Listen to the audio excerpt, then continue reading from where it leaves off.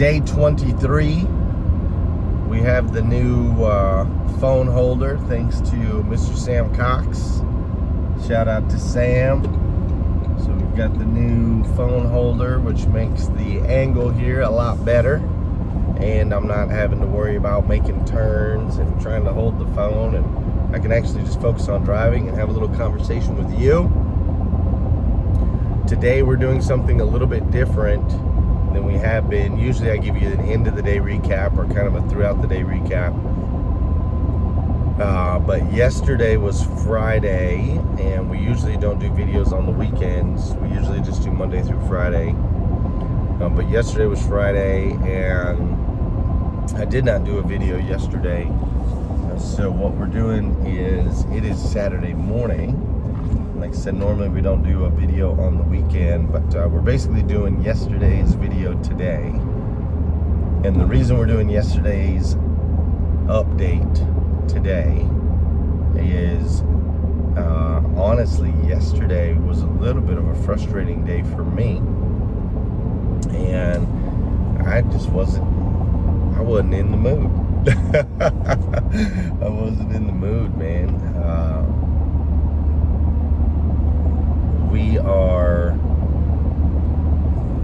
way counting down the days. I think we have 15 days left. 15 or 16 days left until we have to open, or until we get to open. And we still are having challenges when it comes to obtaining our dealer license. And we've been going through the ringer, we've been jumping through hoops, we've been doing the dance, and now obviously they're closed for the weekend, and so another 1, 2, 3 days is going to go by until we get this dealer license. And it's silly stuff, right? Like it's nothing crazy, but it's holding us up. And I'm just not used to that, right? Like I'm used to, especially in the car business, man, I'm used to being, one of the top dogs in the industry, and we typically can kind of plow through and get done what we need to get done. But that has not been the case with this. So we're dealing with, a lot of bureaucracy. Is that how you say that word? A lot of bureaucracy. I always struggle with that word. Politics. So we're dealing with a lot of politics. And so the long and the short of it is, there's a list of items that you have to have in order to obtain your dealer's license. And a lot of these items you can't necessarily get until you're open for business. But we can't be open for business until we get the dealer's license, because the dealer's license is required in order for us to launch all of the software and tools and so on and so forth that we need to be up and operational. So it's almost like you have to be open for a period of time and then get your dealer's license. It's kind of how it works, if that makes sense. I'm gonna grab some breakfast, so don't mind me. I'm gonna grab some breakfast real quick. I don't know about you, but I love McDonald's breakfast. It's delicious. But it's almost like it would be easier if we were open for a period of time. Yeah, can I please get, let's go with a sausage McMuffin with egg,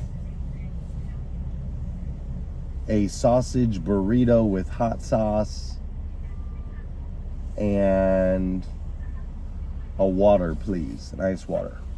Bottle water or cup? Just a cup of water is fine. What size? Just a medium cup of ice water would be wonderful. So medium ice water, a burrito with hot sauce, or what else? And also a sausage McMuffin with egg, please. Okay. Would you like to round up to Ron McDonald Charities? Oh, no, thank you. 782, thank you. Thank you. So, you know, it would almost be easier to just be open and then, oh, I hope I have my wallet. Yeah, I do. 782. Hi, how are you? I'm wonderful, and you? All right. Awesome.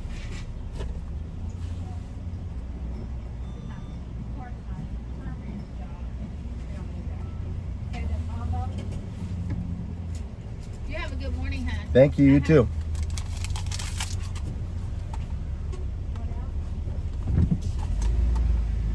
Interestingly enough, that was an African American woman. She's got white hair, green lipstick.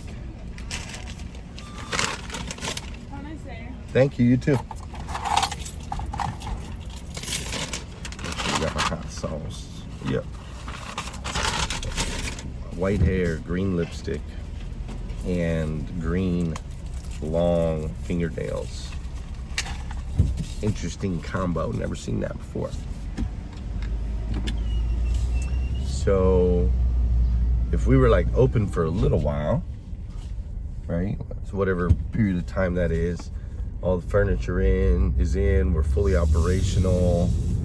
All of our KY, state tax revenue numbers, federal tax numbers, LLCs, so on and so forth. If we had been open, you know, for a little while, then it'd be easy to obtain the license.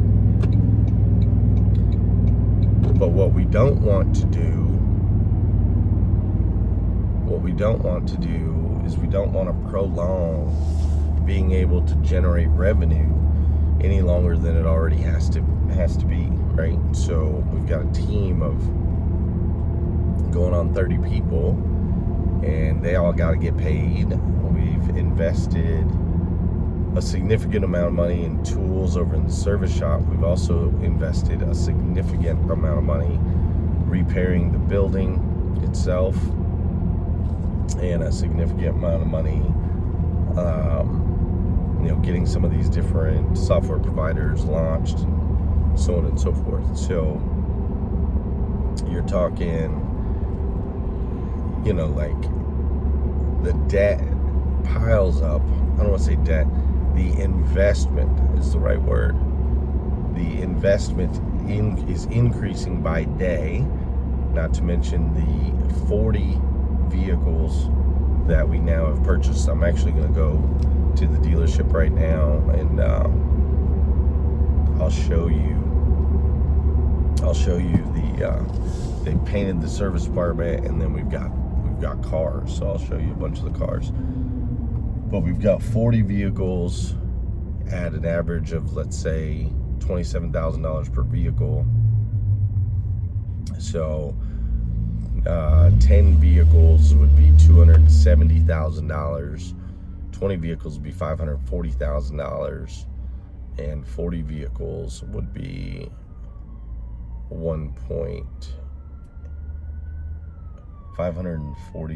it'd be 1,080,000, not 1.8, 1,080,000.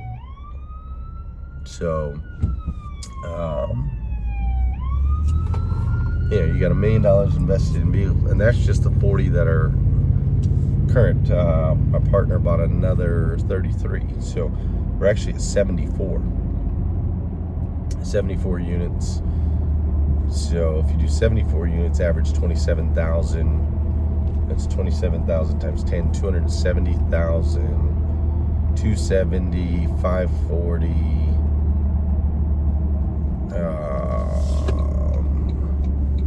What's 27,000 times 7? 27,000 times 7 would be 175,000, then another 1,494. So you're at 1.94 million, plus another 4 at 108 grand. 1.94 million, 108 grand. That's 2.048. 2 million $2,048,000, I believe is where I'm at. So you're at $2,048,000 in inventory, and then the significant investment in the building and the equipment and all of those things. And that's like stacking up. And so it's like, okay, we want to get to a revenue generating position and we want to get there as fast as we stinking can. But we can't start selling cars and generating revenue until we have a dealer's license. We can't get a dealer's license until we've been in operation, basically. And so I thought we would have this behind us by now, and we don't. And so yesterday, there's multiple people that we were dealing with, and so I kind of got to a point where I was just a little frustrated. But thankfully, I got taken off the ledge, got pulled off the ledge.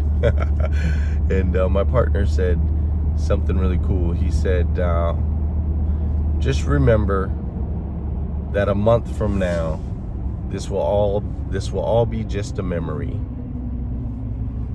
Just remember that a month from now, this will all be just a memory.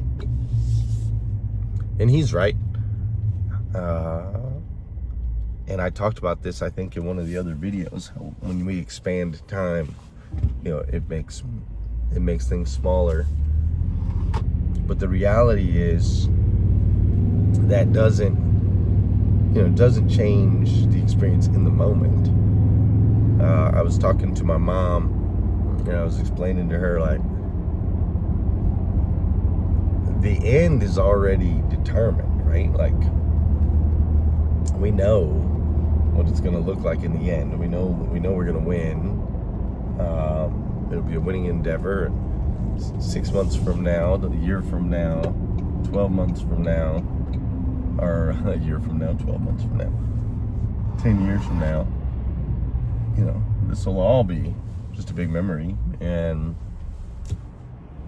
we'll have this legacy, impact, community piece, which will be super cool, right? But you still gotta go through it, is the thing. And so yesterday I just didn't feel like making a video. I was like, you know what? I'm gonna hang out with my wife. We played spoons last night, and we played a game called Screw Your Neighbor. We played that last night. Ate some burgers, and now we're doing the update. We're doing the Friday night update, Saturday morning. Pulling into the lot right now, and so they just painted this service building. I don't know if you remember, but this service building was green. It was green, and now it's gray, so it looks a lot better. I'll bring you over here real quick so you can check it out. And I know, Cirillo, I'm supposed to download this app so that we can see both sides and you can see my face and turn it around, but I just haven't done it yet, okay? I got enough things on my plate. So I think they did a phenomenal job, though. Look, ready? There it is. So this whole building used to be green. It was a weird green color. Now they've painted it gray, which is great. So it matches our brand. Probably should have done some of those beams in black. I'm thinking those beams up there, maybe do those beams in black so that kind of offsets it a little bit, because it's just basically gray, but looks a lot better than it did in the green. I can definitely say that. And inside, James has done a phenomenal job of getting it all put together, so that part's been nice. That's what it looks like. There's a body shop over there, and they're doing some work this morning. And then this is where they do the haunted house. They do a haunted house over here every October. So we're super excited about that. 10,000 people come through that haunted house every year. So we'll have 10,000 people on our lot. This thing is cool. This little holder with the magnet. Game changer. Thanks, Sammy. So other updates.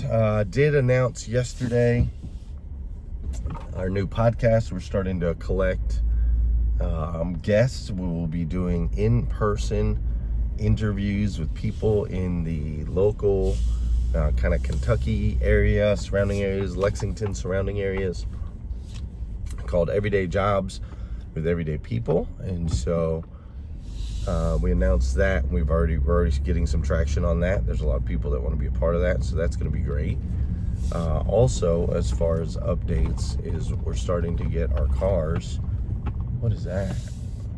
Oh, a little Ford Ranger. Okay. That's a good looking car. All right, let me show you some of these cars so you can see what we got.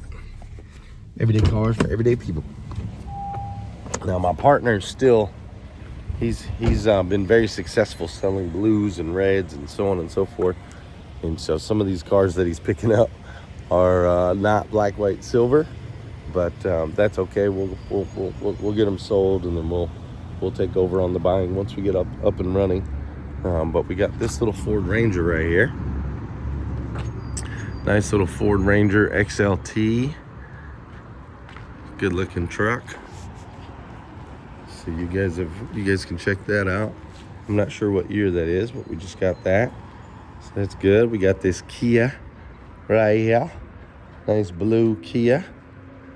And then it looks like that is a Sonata? What is that right there? Oh, no, that's a Civic. That's a Honda. Duh. There's the Honda symbol right there on the front. So we got a Honda Civic right there. 2023 model. And then we got this one here. This is a Hyundai Tucson. So we got a Hyundai Tucson, black in color. Then we've got this one right here, a Honda Passport, which I love Hondas, man. I'm happy to see all these Hondas. Honda Passport. Then right there, we've got a Elantra.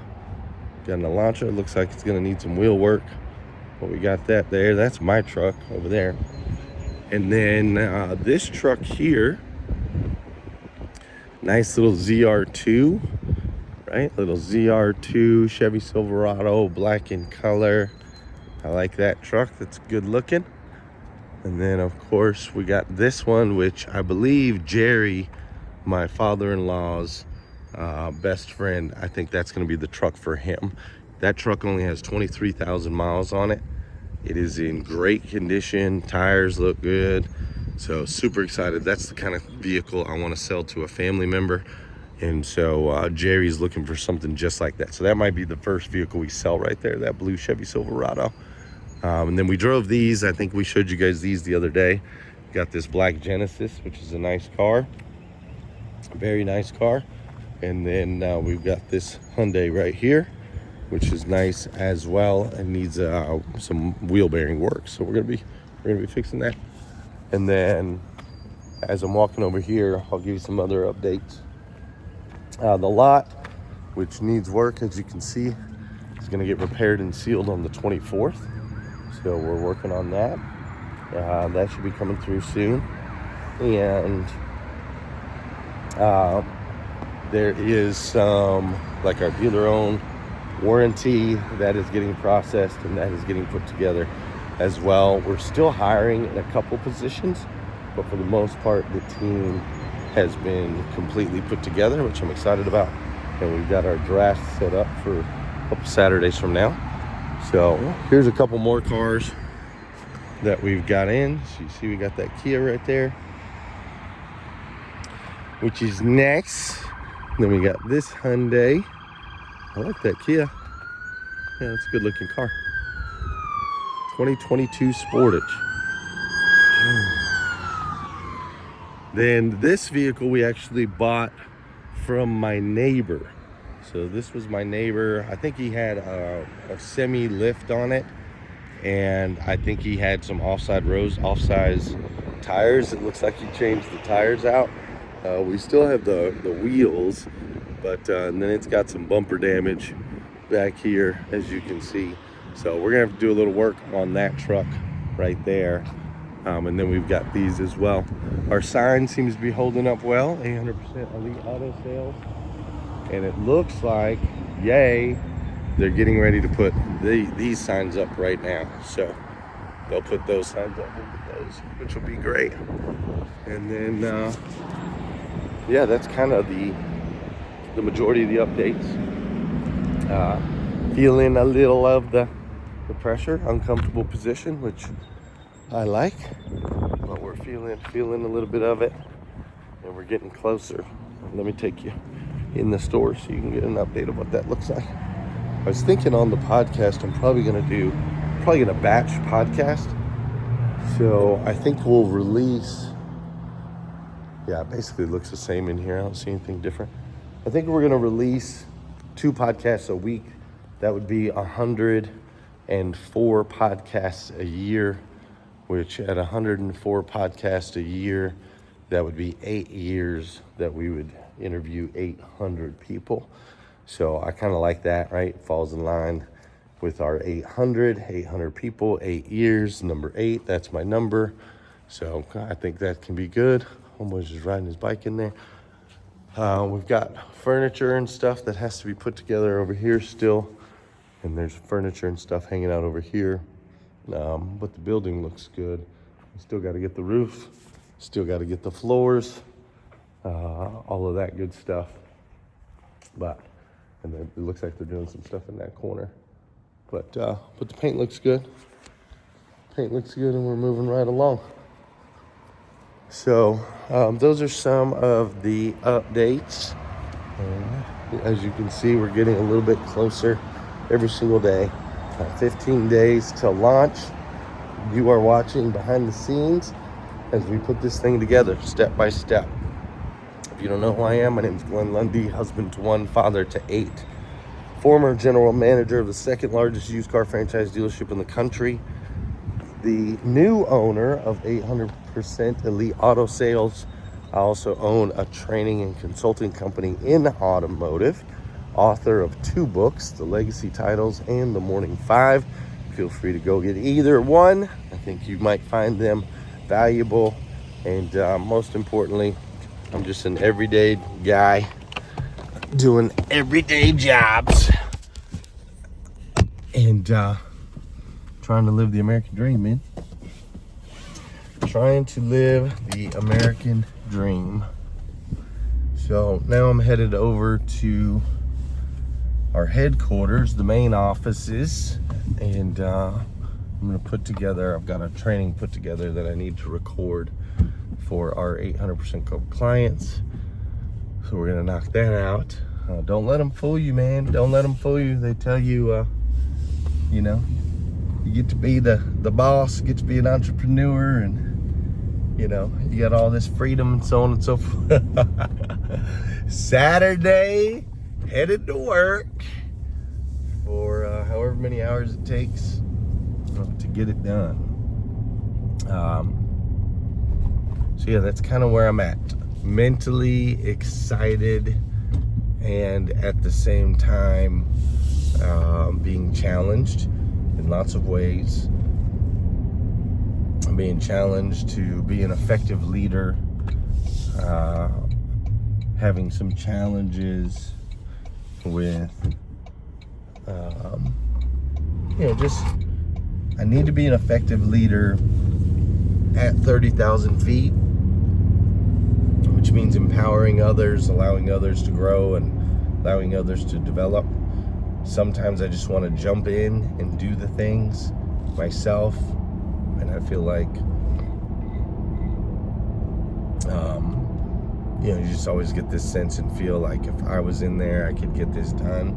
Don't even know that that's true or not. It's just something our mind tells us. But ultimately, that's one of the challenges I'm facing, is how to be a better and more effective leader. And not just at work, like at home too. I feel like my wife and I have a really strong relationship. Actually, every Saturday, I did it this morning, every Saturday I do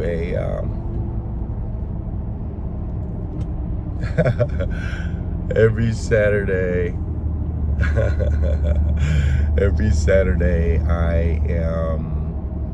I go through and I audit the 8 areas of my life. All right. So I believe there's 8 pillars. My friend Liza helped turn me on to this. I've evolved it a little bit. 8 pillars to life: faith, fitness, family, friends, finances, career, education, and your mental health. These 8 areas of life need investment, significant, intentional investments of time and energy in order to maximize their potential, right? I want to maximize my potential when it comes to my faith. I want to maximize the potential when it comes to my finances and my career, my relationships, how I feel about myself. And so every week I do an audit every Saturday morning. And on a scale of 1 to 10, I will audit each of those areas, right? Faith on 1 to 10, family or fitness on 1 to 10, finances on 1 to 10, based on the previous 7 days. So it's always, we're doing an audit of the last 7 days, which helps give us direction on the next 7 days. If I'm like super weak in the finance area, I really need to make sure that we're focusing on our finances. And that doesn't mean it doesn't mean that we're not just going out there and making money, which is an incredibly important part of that, but also that we're educating ourselves as far as different ways to hold more of that money, to retain more of that money. You build wealth. Wealth is built by not by what you make, but ultimately what you're able to keep, and not keep in a savings way where it's just sitting in a savings account, because then you're actually losing money, right? If I have $10,000 in a savings account, it is depreciating more than it is appreciating. So it's like, where do we invest just so that your money turns into more money? And so if you're struggling financially last week, right, it's like, okay, well, what can I do this week to put myself in a better position financially? Not just cash on hand, but ultimately my financial education. Is there investment opportunities? Can I learn more about investing? Is there a course or a workshop, et cetera, et cetera? So I do that every Saturday. Audit the last week. It gives me a little bit of direction for the new week. And when I go through family, I put numbers next to each one. So Leslie on a scale of 1 to 10, Kira on a scale of 1 to 10, Savannah on a scale of 1 to 10, Joel, Willow, Meredith, Fisher, Oakland, Caroline, right? I go on a scale of 1 to 10 for each of them. And if the number's super low, it just really indicates to me like, yo, you need to, this coming week, make sure that you're intentionally investing the time, effort, and energy necessary in order to get a return out of this kid so that they feel seen, heard, loved, and significant. And this morning, looking at the last week, there's a couple kids who got some low scores. And so when I see that, it's like, okay, what can I attribute that to? Well, obviously we're in the middle of this, launching this new store and all of the things on the consulting side and so on and so forth. And so it's like, I have allowed those things to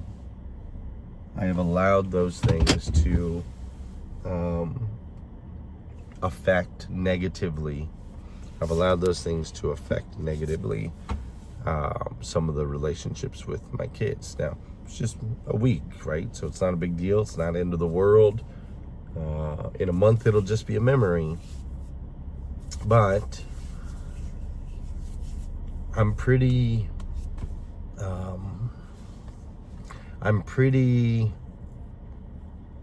I have high expectations of myself. I have very high expectations of myself. And the expectation is that I am an amazing husband, that I am an amazing father, that I am an incredible leader, that I live my life and that I walk in excellence with discipline,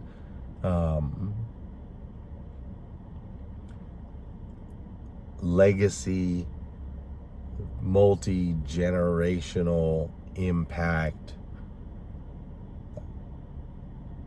massive, wide-scale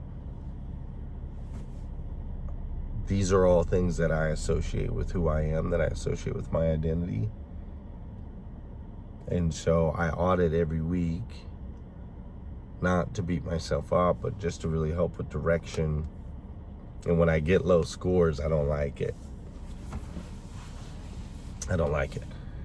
Because I really do believe we can have it all, right? Like, you can give 100% to your marriage, you can give 100% to your faith, you can give 100% to your career, you can give 100% to your finances, you can give 100% to your family, you can give 100% in your fitness, you can give 100% in your career, you can give 100% when it comes to your education. Like, you can have it all, man. You don't have to, like, okay, yeah, this is great over here, but this sucks. Like, I just believe that that is not the way we are called to live. And I know that that is the narrative that I've been taught. This narrative of sacrifice, this narrative of seasons where some areas are better and other areas suck. Like, I know we've been taught that, and I know there's so many parts of me that operate within that. But I just don't believe that's how we were called to live. I just have a hard time wrapping my brain around how God, the God of the universe, would want us to lose sight of the gifts and the blessings, the people and the opportunities that we are given.